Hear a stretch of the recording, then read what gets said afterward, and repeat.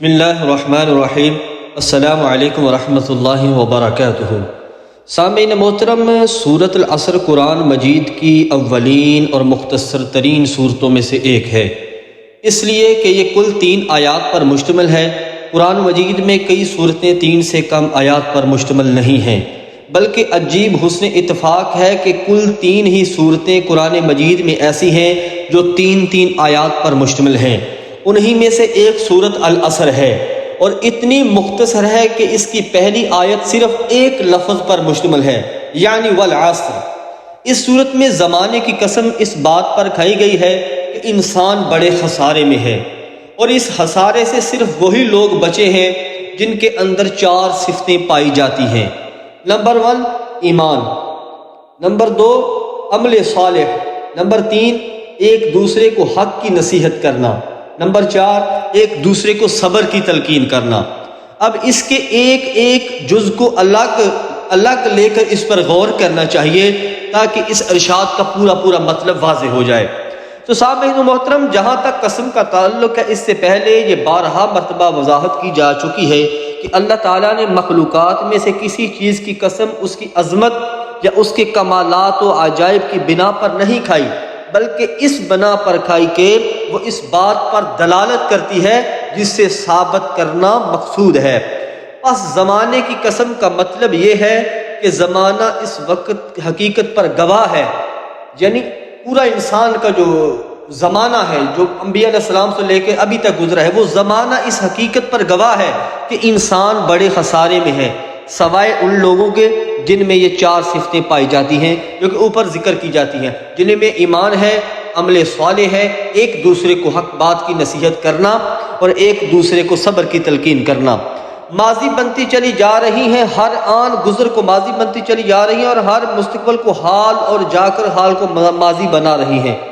گزرے ہوئے زمانے کی قسم کھانے کا مطلب یہ ہے کہ انسانی تاریخ اس بات پر شہادت دے رہی ہے کہ جو لوگ بھی ان صفات سے خالی تھے وہ بالآخر خسارے میں پڑ گئے۔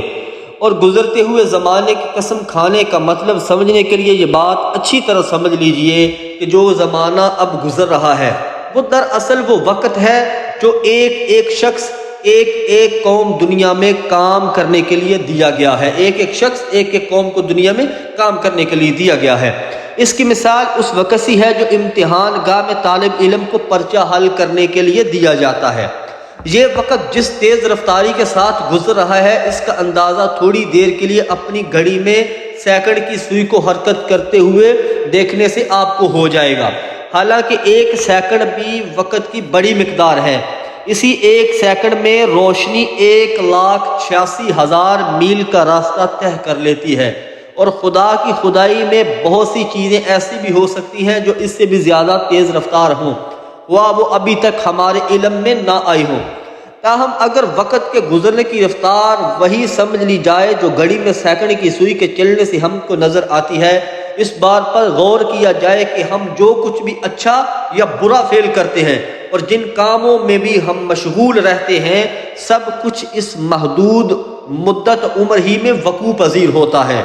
جو دنیا میں کام کرنے کے لیے دی گئی ہیں۔ تو ہمیں محسوس ہوتا ہے کہ ہمارا اصل سرمایہ تو یہی وقت ہے جو تیزی سے گزر رہا ہے۔